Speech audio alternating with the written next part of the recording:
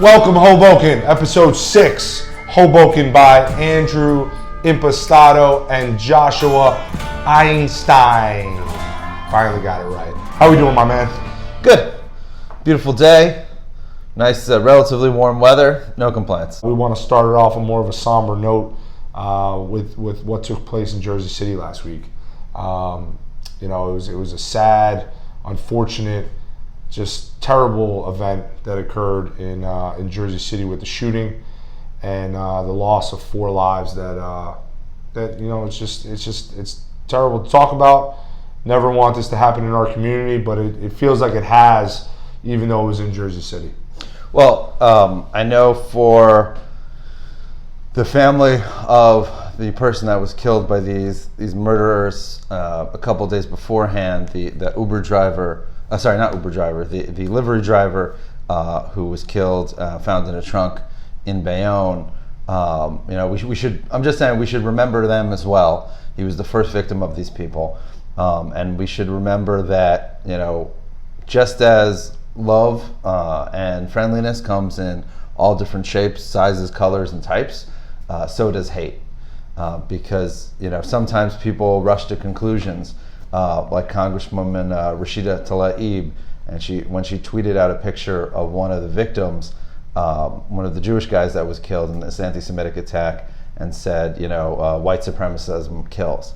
And really any type of supremacism kills, whether it's the black supremacism and separatism of the attackers, in this case, or it's white supremacists, or it's any sort of supremacist movement that says, not only am I better than you, but I should be able to punish you because I believe that I'm better than you. Right. And that's dangerous. And the only way to confront that horrible, horrible ideology is through the light of day, through exposing people to different types of people, and by educating them and by interacting with them.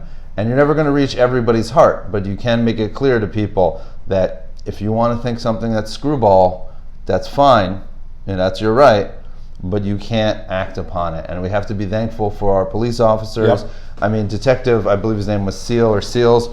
He was a hero. He got the call that someone was walking around with guns in the cemetery, and he didn't think to wait for backup. He just rushed to the scene, and unfortunately, he was murdered. But in doing so, he startled them, because if we look at the situation, they had a live pipe bomb in their truck. They had reinforced the frame of their truck to be bullet resistant. They were planning on killing more people if possible.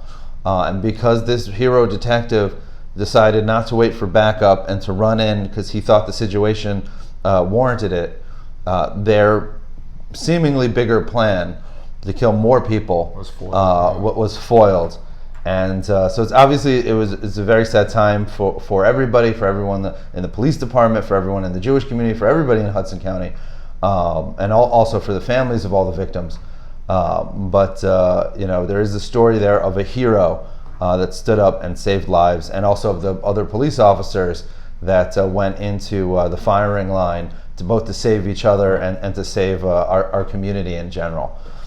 So there's definitely a cautionary tale there, and it's definitely a horrible, sad thing. It's definitely reverberating in the Jewish community, but there's also a positive, story of many of our locally born Hudson County heroes that rushed in to save as many lives as they could. Yeah, Detective Seals too was a decorated officer who took thousands of guns off the streets. He was working in a division that literally was going door to door to take illegal arms off the street. So someone that probably saved tons of lives even before that day. I like to applaud our Hoboken police that rushed to the scene, that helped out where they could. When something like this happens, you do only see the best from everyone that are our heroes. Our police, our first responders, and everyone helps in the entire county. It's not city by city. Everyone just runs and goes to where help is needed. And it's unfortunately it's good to see when things like this happen. But it makes you think about what could we be doing in our community to try to help those that need help, and try to build friendliness amongst our peers, and we need more nice people. We need to stop the hate and find ways to sit around. I saw the event where the governor and local leaders, Senator Menendez, sat around the round table with Jewish leaders and African American leaders, and it reminded me we should be doing this stuff before events like this take place to try to prevent.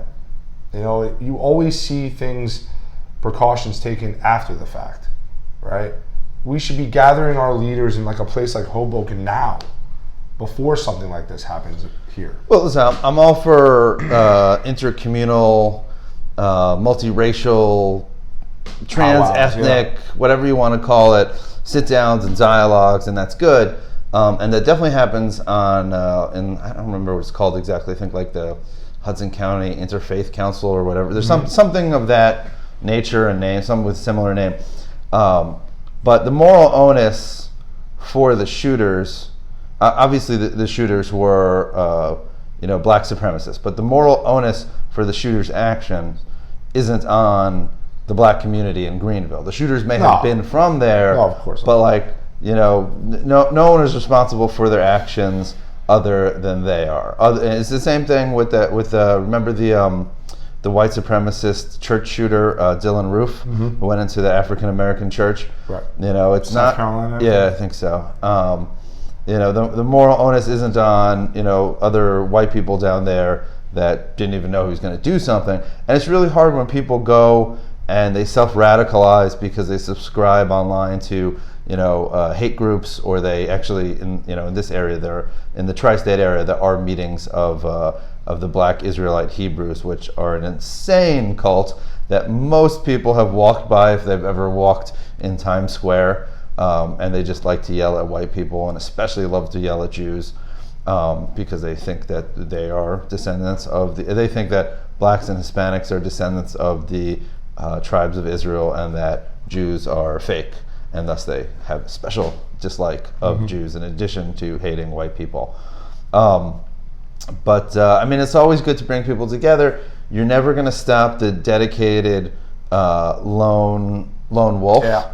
And sickos. Because even if say they didn't have guns, then they just use their bomb. So I'm not saying there's not measures we can take to mitigate, but it is really important what you're saying, to have intercommunal interaction. Yeah, even if it's just monthly or quarterly, get a sit down. Where this is what our community is feeling.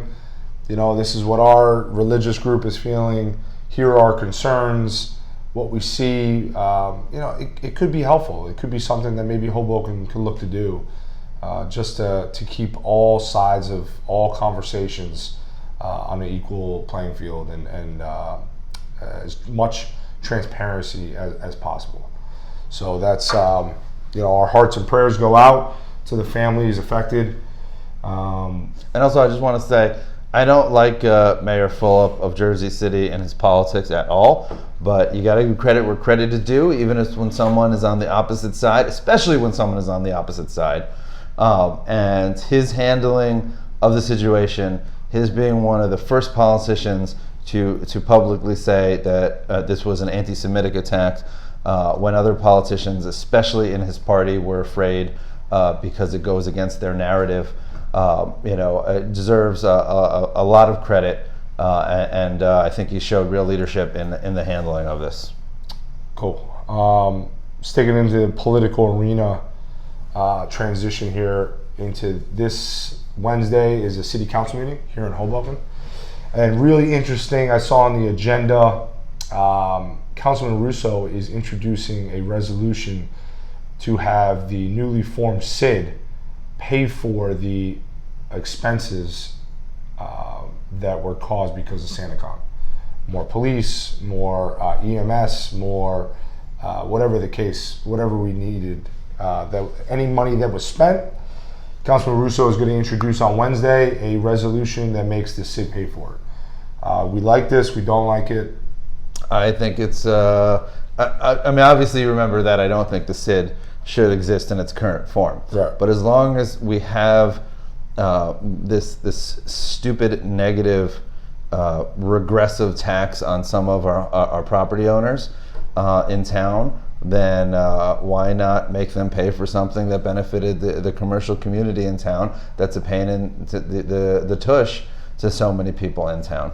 Yeah, it is funny that he was very against it.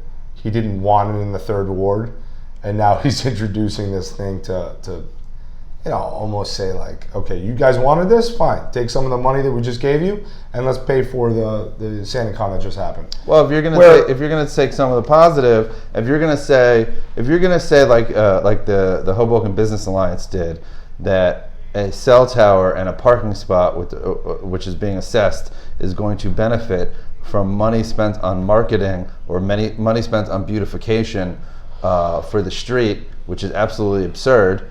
And the public has to swallow that argument because everybody on the council, except for Russo, was nodding their heads, like chickens eating the feed. Then, all right, pay for something that annoyed most of town, and that only benefits the commercial community. I love the commercial community. I don't have a problem with SantaCon, but you can't make a ridiculous argument and then get upset when there's an argument that has some logic to it, not 100%, but some logic to it, and then some of the same ridiculous argument that you used. You just can't. Otherwise, they're hypocrites. It's going to be for sure very interesting to watch and listen on Wednesday to hear how that's debated, for sure. What's going on for this week ahead? We're getting closer to the holidays. Anything on your radar? What holidays are those? Well, you've got Hanukkah going on. Is it currently? Is it right now? Hanukkah starts, I believe, on the 22nd, so soon. 22nd. Okay, 7 nights. We have 8 nights. 8 nights of glorious fun. Yes, to celebrate. Can you walk me through the Hanukkah celebration? So Hanukkah wasn't actually a big holiday in the Jewish community until the 1800s, with the rise of the Zionist movement to return to the land of Israel. Okay. Because it's really the story of the Jewish community in the land of Israel in ancient times being oppressed by the successor kingdoms to the Greek empires. I asked the right guy. And so they fought for their political independence. The religious nonsense that most people know is that when they retook the temple and they went to light one of the menorahs, they only had enough oil for 1 or 2 days, but that the oil lasted 8 days. Okay, that's where we get the 8 days. So that's the religious mumbo jumbo that's been superimposed on what was factually and historically confirmed in other sources, a Jewish rebellion against the Greek overlords asserting their independence. I mean, the Greek overlords and their collaborators had taken the temple and put in the idols of the various Greek gods, because the Greeks were pagans and had multiple gods. Got it. So with the beginning of Zionism or pre-Zionism in the early 1800s in the Jewish community, you see a re-emphasis of Hanukkah. Everyone still lit the candles beforehand, but it's not religiously. Right. It's not a big holiday. Where do we get the latkes? Explain to me latkes. And also dreidels. So latkes is a deep fried food, and it's made in oil. And the Jews have traversed the world. We've been in almost every country. You name a country, there were Jews there probably at one point, because we've been a people of diaspora, of exile. And we picked up different foods from different nations that were kind enough to host us. And so I believe that, Is there no meat? What? You're not allowed to eat meat during? Oh, no, there's almost no restrictions on so it's Hanukkah. Just latkes. But latkes is something that we picked up, or in the cultural flow that people today mistakenly call cultural appropriation. In the cultural flow of us wandering around different countries, somewhere along the line, we're like, fried potato pancakes. Love it. Thank you, Eastern Europe. This is the bee's knees. I think every Catholic, like myself, when they were a child, would spend a Hanukkah dinner with a Jewish family. I did it every year with the Elos that lived 2 doors down. So I just remember always eating tons of latkes. So good. I love it. But I love it when it's not. I don't like it when they make it from the shredded potatoes. I hate that texture of the shredded potato. Like, give me a mashed potato, that was done fried, or baked if you want to go healthier. But like, and the dreidel. Oh, so the actual historical origin of the dreidel, to my knowledge, is not known. But the invented history is that it was used as an educational tool for when because the Greeks. So the history that it was used as a pedagogic tool to teach Jewish kids Hebrew, because what's on it? So there's 4 Hebrew letters, 4 sides, and the Greeks. Yeah. So the We're not going to go through the letters because no one's going to remember. No, but them, just fine. They're not numbers; they're letters on each side. Yeah. Okay. So, and they correlate to, like, let's say you'd be playing with like pennies, and be correlate to how much of the pot that you win, right? Okay. So one is like, so it's like a dice game. One is you put one in, one is you don't take any, one is you take half, one is you take all, right? Not very good in gambling purposes. As a little toy to distract kids, it's great. It's cool. And the mythology goes is that it was used to teach kids different Hebrew letters when the Greeks were ruling the land of Israel. Because the reality is while the dreidel probably didn't even come from there, the reality is that the Greeks did try to ban the Hebrew alphabet, the Aleph Bet, because they were trying to assimilate the Jews, and that led to the revolt by the Maccabees, we call them in English, and in Hebrew they were the Hasmoneans, and they were the heroes of Hanukkah. All right, we're back here. We've got a cool guest on tonight. This show is about Hoboken business, politics, policy. Tonight, we're always excited to talk a little business. We've got Brendan Drury from Hoboken Brewing Company, one of the co-founders, right? Yep.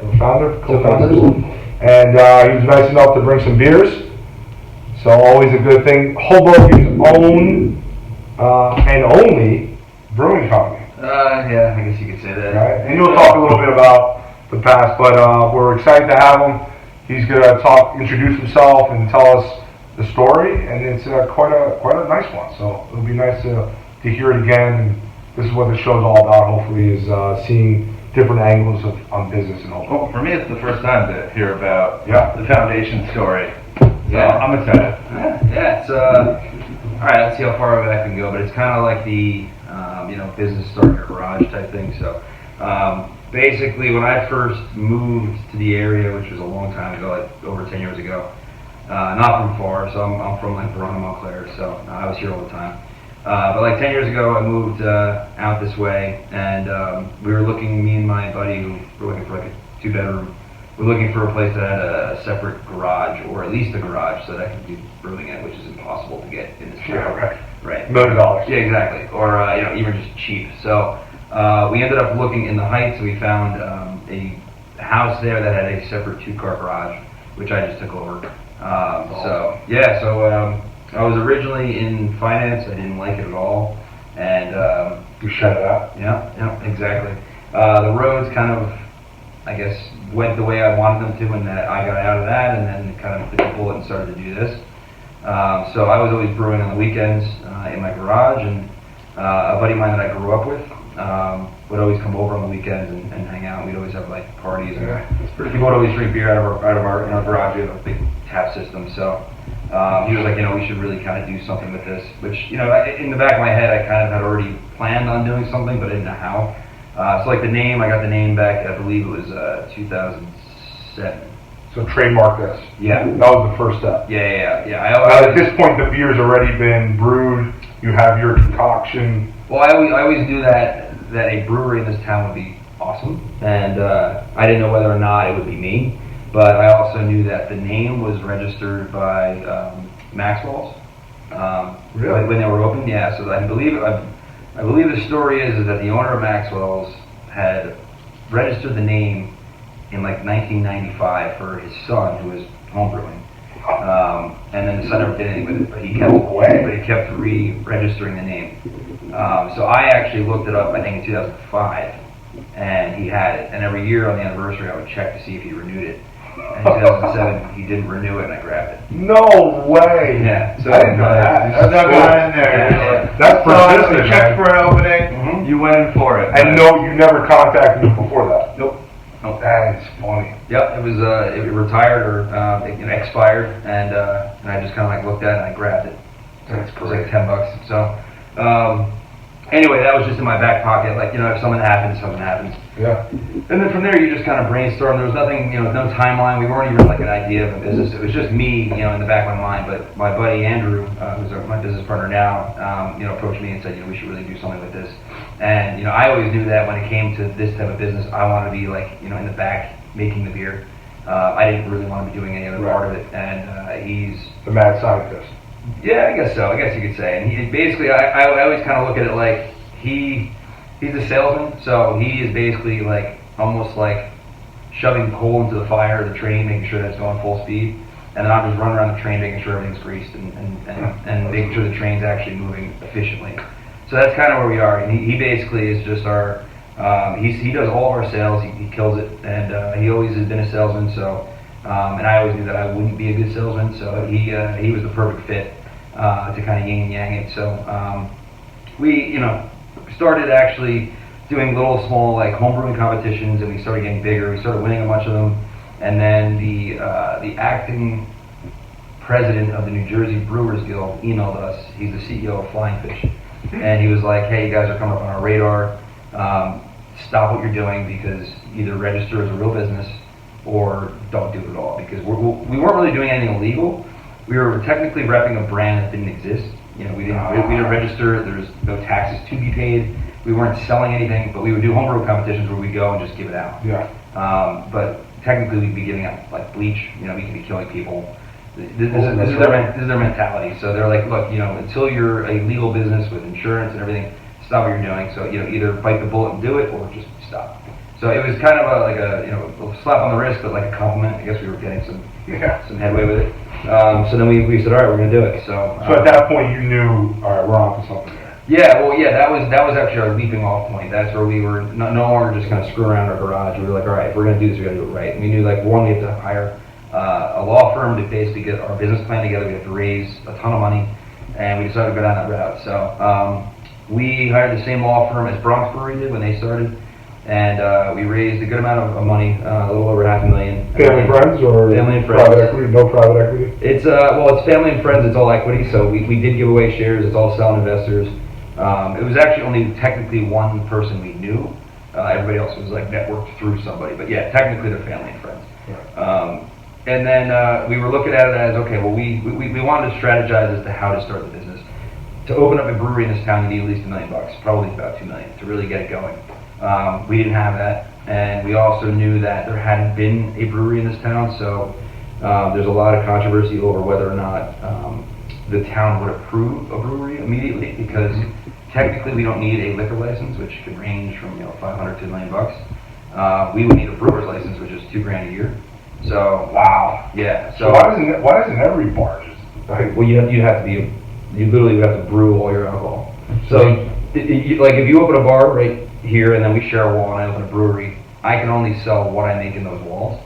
I can't sell anything else. Okay. You can only sell stuff that you buy third party. Got it. So you have the wholesale or the resale license. We're only just a manufacturer where you can come and actually buy it. Like it's the same thing that we made like honey or something. Sure. So because of that, the restaurant industry is fighting back. It's a big issue in Jersey right now, where the restaurant, which is basically restaurants and bars, are fighting against breweries because they don't think it's fair that breweries can do or overlap some of the amenities of a bar.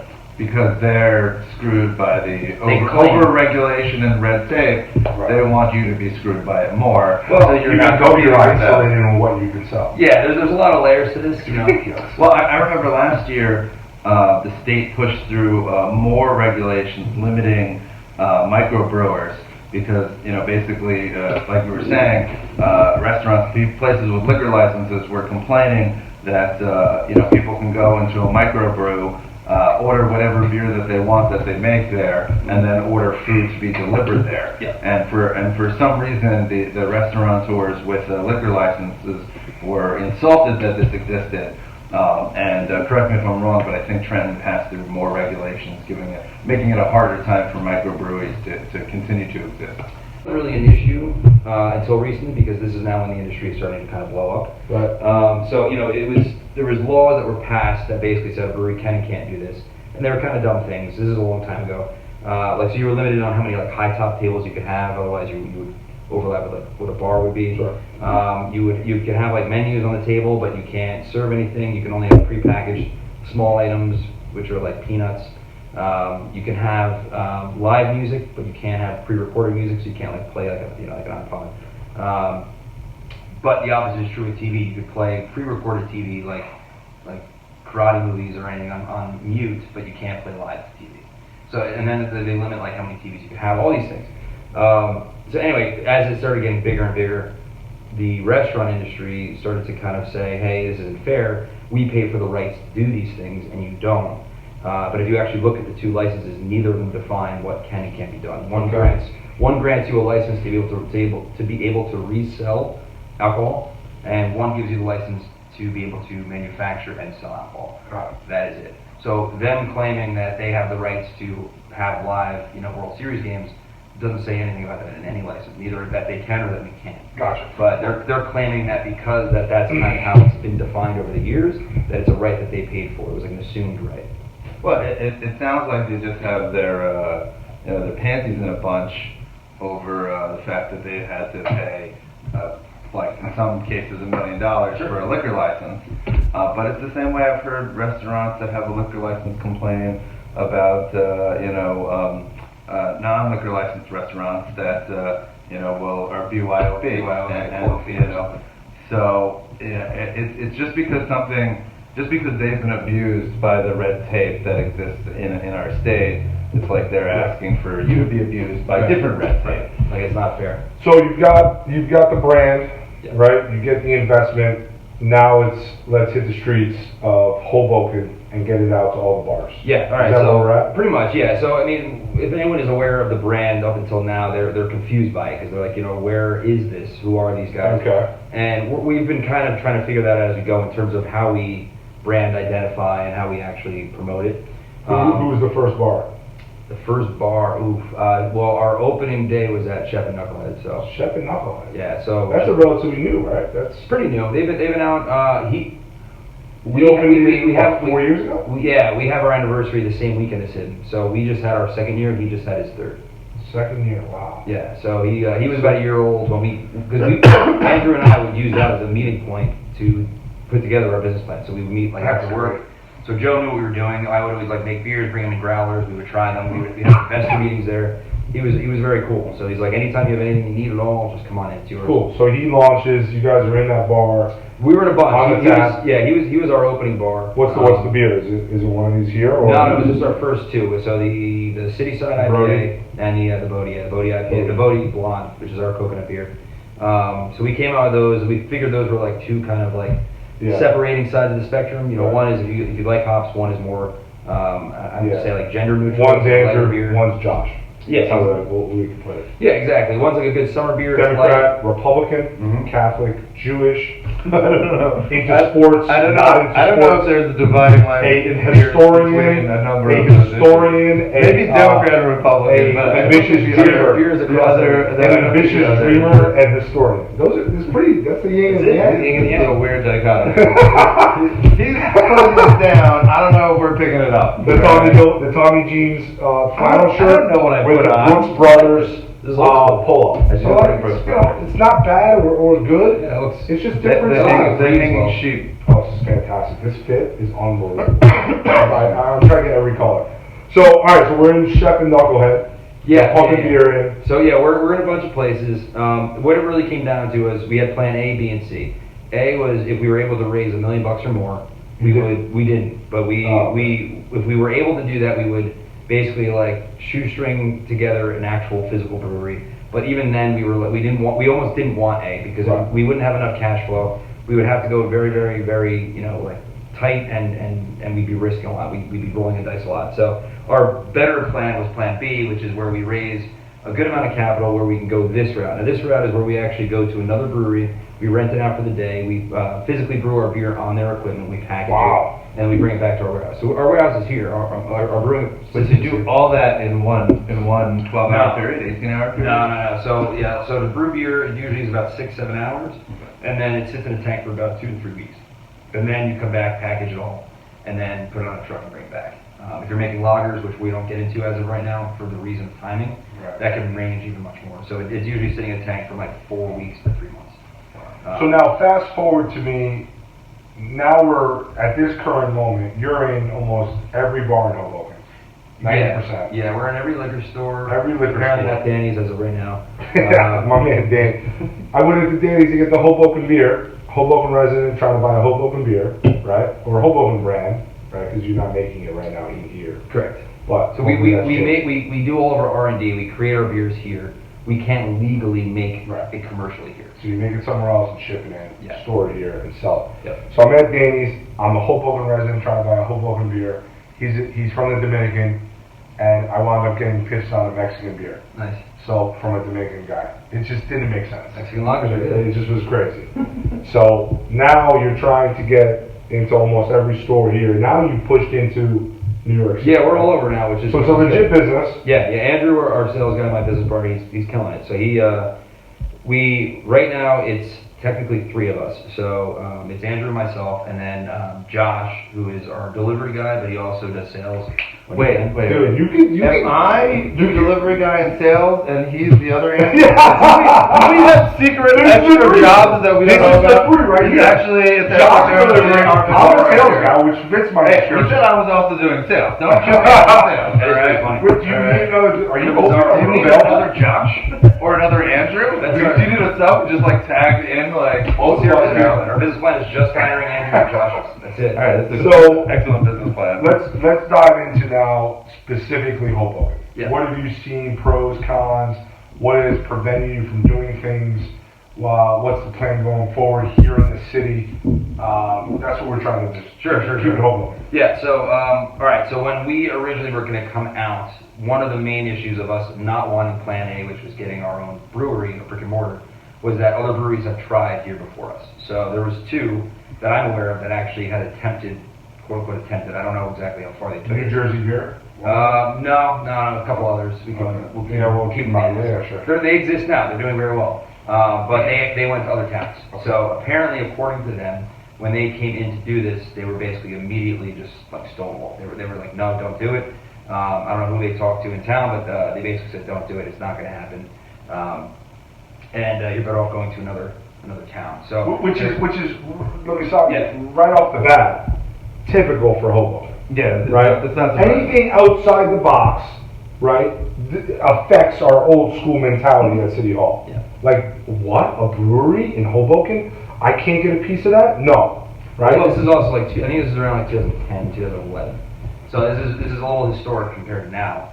But I think at the time they were told, this is what quote unquote I was told, was that the town said no, and their reasoning was that a brewery would promote alcoholism, and they didn't. Oh my God. As opposed to Hoboken's reputation Oh or my- history. Right.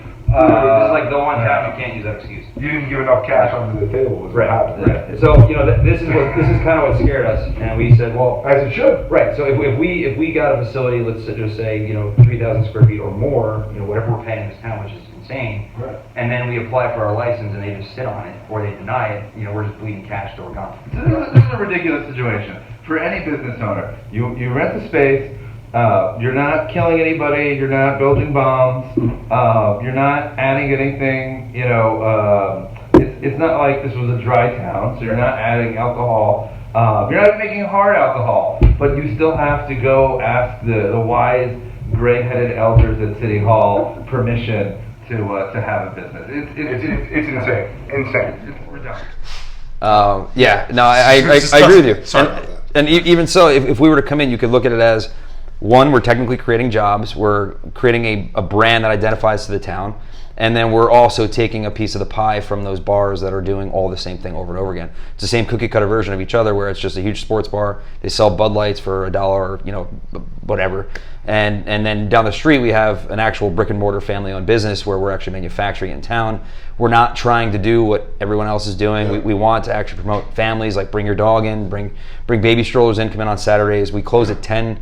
You know, so it's a family business that we want to bring in that shines the best light on, I guess you could say, on beer. For what it is. And I think that would only have multiple positive impacts as a business here that they just don't see or didn't see at the time. Why don't you talk a little bit about what's currently going on and what myself working with you guys is trying to, just so you know, yourself know, I work here at Prime Real Estate as a real estate agent, and we've been trying to help these guys get into a brewery, into a space that makes sense for them, and it just wound up working perfectly with the intermittent space that was granted for the northwest side of town. The factories over by where the new park is going. Mark Villamar and Haney Ahmed were recently granted intermittent use for their factory space that's in the back there in the northwest. Like north of the viaduct? Right by the viaduct. Yeah, right on Madison. It's my old neighborhood. I used to live on 13th and Grand. There you go. Near where Shep and Knucklehead is. Exactly. Between 13th and 14th on Madison, that warehouse. There's currently some people already in there, some space. They're going to turn these into vanilla boxes and essentially lease them out. We're trying to work on the specifics. It looks like it's going to happen. And our first tap room could be coming to Hoboken. Good, yeah. Yeah, talk about, you know, what that does for the business, what it could be doing for Hoboken, a little bit. Yeah. So we always said that we were going to go the route we did to kind of mitigate our risk and not over leverage ourselves. And then at the 2-year mark of business, at that point, we would then start looking to actually anchor in town. At that point, we could basically hopefully have some brand loyalty, some brand recognition. We can get the town on our side. We could do a lot of proof of concept with beers, kind of just do all the dirty legwork to the brand so that it has the most optimal chance for success upon brick and mortar. So our 2-year mark was September 1, and we had started probably about 6 months ago looking into what we could do. And we've always been looking for spaces. You know, we would not hard, but we were looking at, you know, any potential space, see where it is, what's the status of it. And, you know, as you guys know, any kind of like old warehouse in town, as soon as it gets vacated, torn down, high rise. So, you know, we don't have enough, I guess, value for them to keep the old building, which is what we want. We don't really want new construction, Right. but they don't see that value versus what they can make off brand new bricks. So, you know, that's been in this specific space, it might work perfectly because what they're trying to do as developers is get people back to that area of town. Mm-hmm. Right now, there's nothing going on there. And there's a lot of pressure in town to have it be mixed use. Yeah. And there's even some people, a loud group of people that want it to be no residences because they're like, Yeah, it's town not is full enough. I mean, that's not happening, but Yeah, it's already not been going to be approved. all zoned for residences. Yeah. So. You're talking about an area that's going to be a hotel going up right on the viaduct there. You're going to have 2 residential towers going up. And then a bowling alley is what I've been told might come in between the 2 residential buildings. Yeah, you're talking about a bowling alley. I know, since but lived at it's 13th and supposed Grand. I heard back about in. this. It was like a Like- smoke and bowl. I don't know. They want to do barbecue and bowling, smoke and bowl. That's pretty cool. I thought you said smoke a bowl, and I heard something. I heard something Yeah. very different. Well, very I different. think that's- I'm like, interesting. Yeah. Interesting. I think that's kind of what they want that people to, you know, use as a good marketing. Right. I think it's either smoke a bowl or smoke and bowl. I'm not sure, but I don't even know if it's real. I just Yeah. heard someone say this. But a space, someone like this would it's a nice use of the area. You talk about intermittent use in the city of Hoboken, and it's a term that is kind of like dark area, like, right? It's in the shadows. It's like, oh no, we can't do that because zoning has always been one way or the other, right? Binary, black or white, and this is kind of like creative, and it's something that Hoboken hasn't done a lot of. This could be perfect. This could be 5 years while they build, while they develop, Yeah.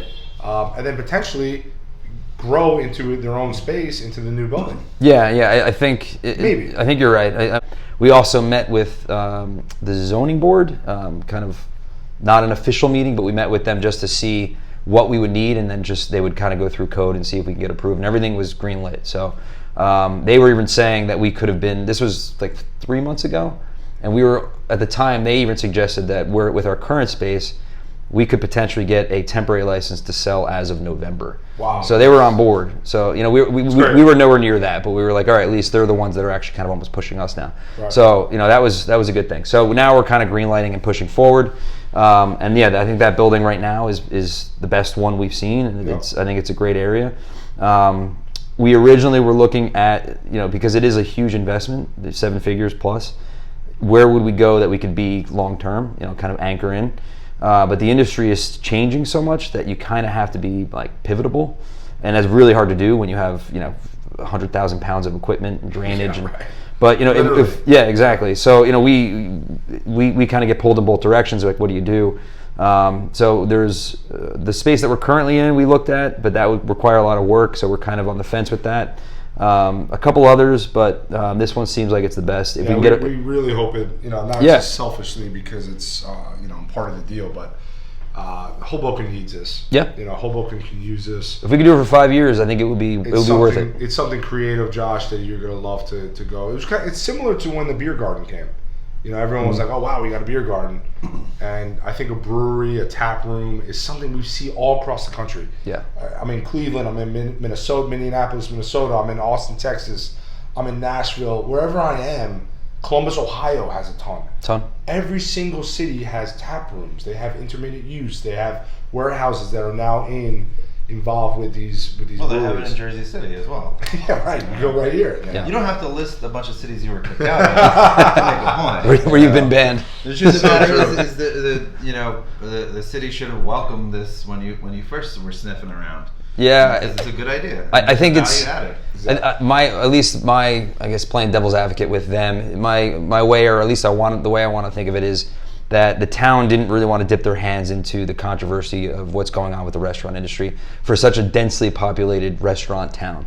Right. So there's so many bars and restaurants where the town, you know, the town could actually be on our side completely and be like, yeah, this is legal, you can easily do it, but they know the controversy that it would potentially bring up, or the pushback and fight from any sort of old school bars that are saying, well, yeah, they're going to take business from us. And it's like, well, yeah, that's capitalism. Have you talked to? Go ahead, John. Sorry, I'm just saying, like, I just don't understand it. It seems to me that I'm not a big fan of New York City. I mean, for like culture, it's really great. There's just too many people for me there, so I try to avoid it like the plague. But in New York City, it seems that the business owners understand more businesses or newer businesses that come in will bring in a clientele that wasn't necessarily attracted beforehand, sure, and actually increases the pie of potential customers. It seems like for whatever reason in Hoboken, not all, but there's some business owners that think a new business that will have some overlap, but will attract some, you know, more people that weren't attracted to their business, you know, to begin with. They think it's just a static pie, and that they're gonna steal their portion. I agree. And the reality is they're gonna a brewery that has a tap room is gonna bring people that are interested in that brewery and that weren't interested in the bar down the block and around the corner. Correct. But now that they're there, when they were driving and around for half an hour looking for parking, you know, or while they were walking from the path or the light rail, they may have walked past that bar on the way to your tap room. Yeah. And after your tap room, they're like, well, it closes at 10. We want to keep the party going. Let's go to that bar. Sure. You know? Dude, Exactly. you knocked it out of the park with the assessment. Great job. Yeah, I think you're right. I think it's. I think How do you change that? Well, How do you change that? I think I'm biased because I'm on this side of that argument, and I look at the positives of, well, you know, if we had that space, what could we do with it? You know, so yes, we are running our business, but we can also bring in and overlap or synergize with other businesses, right? So we could have Saturday morning yoga classes if we want. We could do we could bring in like the paint by number thing. We could do puppy adoptions every Saturday, every first Saturday of the month. We could do a million things that bring no business to us because we're technically not open. But it crosses other businesses and helps other people out, and then brings more light to the town and exposure. So we have the ability to kind of communicate with other businesses because of what we would be, whereas I don't think every business has that ability. You know, they don't have that possibility of doing that. You know, if you own a coffee shop, yeah, you're kind of probably closer to what we are than you know, like there's like a paper store downtown, right? So There's only so much they can do cross-functionally with other businesses, whereas we can just be literally just like a conference room for people who also has beer if you want it. That's So right. I think we can really kind of promote a lot of business in this town, which, like you said, I mean, it would be like a rising tide for everybody. But I think if you've been in this town, you've set up your business, you're now on that side of the fence, and you knew how hard it was to get in and fight to get to the point where you're, sustainable. Yeah. Everything is a threat to you. Everything is a Yep. competition. You're now comfortable. So, you don't want to keep. How do we help spread the word? How do we, we try to ask our guests, what's the give back? What's the ask? Is there anything that we could be doing? I think with Trying us, the beers when we go to a bar? Drinking drinking more. more beer. But Yeah. responsibly. I think yeah. I mean, obviously our business is beer, but I think it's now starting to become more. We're the beginning steps of that. So I think for us, it's more along the lines of positive networking. So whereas it wouldn't be something where we would say, we're taking on investors or if anybody knows anyone that can get us approval. It's not even that. It's getting people on our side because they see benefit for themselves or others. So if you do own some sort of a business in town, and you say, oh wow, you know what, that would be a good way for me to bring people in that would be clientele that I normally wouldn't have. So I'm going to reach out to them and say, hey, when you open up, I would love to do events like Tuesday nights. This is what I do. This is my business. I would love to actually come into your place on Tuesdays, promote yours, promote ours, and then we cross clientele, that's and then exactly right. and we just do it nonstop. So all we are at that point is just an exchange. We're just a hub. I always thought that it's really not a beer company. It's a brand. It's a culture company. That's about Hoboken, and if you can make it Hoboken, that your story is as such, Yeah. and your community is as such, then it's just going to evolve into a successful business. Yeah, and I think Andrew and I think we've done a pretty good job in terms of exposing the brand. But we've always, from day one, we've always had the mentality that because we don't have a tap room, it's very hard for us to create a culture or a perceived culture for this brand. So we keep it all about the beers. I mean, if you look at our Instagram and our page and our Facebook, it's all just what the beer is. Everything is just beer focused on what it is, the quality of it, how we do everything, etc. We're never in it. You never see us in anything. And I think there's a lot of. That's a good thing. Well, it's good to. He's calling you It's calling us ugly. He's calling you ugly. Keep Andrew and yourself out of that. maybe Josh, the driver. Josh is the sex Josh, guy. the driver. Great name. Solid guy. But I think we're now going to start pivoting that a little bit because Because it is about you. you got to show your face. we're past the point of proving the brand or proving concept. So now it is that the business needs to actually be sewn into the society. Sure. And that's where we need to be, we have to basically personalize the brand. And we haven't done that. So I think 2020, that's our goal, is to start doing that, us having more face time with the brand itself, networking more, and then we get more and more exposure, and then we get more network, and hopefully everything just starts kind of shifting into our favor to get this open. We want to have it open by, I think hopefully we can get open by like Halloween, maybe earlier, but it's going to require a lot, and I think the more people we have on our side, the faster and smoother that'll go. That's great. So. Well, we appreciate you coming. Definitely an interesting story, and it fits into what this show is all about. We really appreciate you telling us a little bit about it. And if Josh, you're looking for extra work, they're looking for a delivery guy. What? You could be looking for extra work. You have like 3 jobs already. Maybe so he needs a 5th one. All right. You need a situation where you have 2 Andrews. Hiring Josh and Andrews. That's all we do. Appreciate the beer. Thank you. Hoboken Brewing Company. Cheers.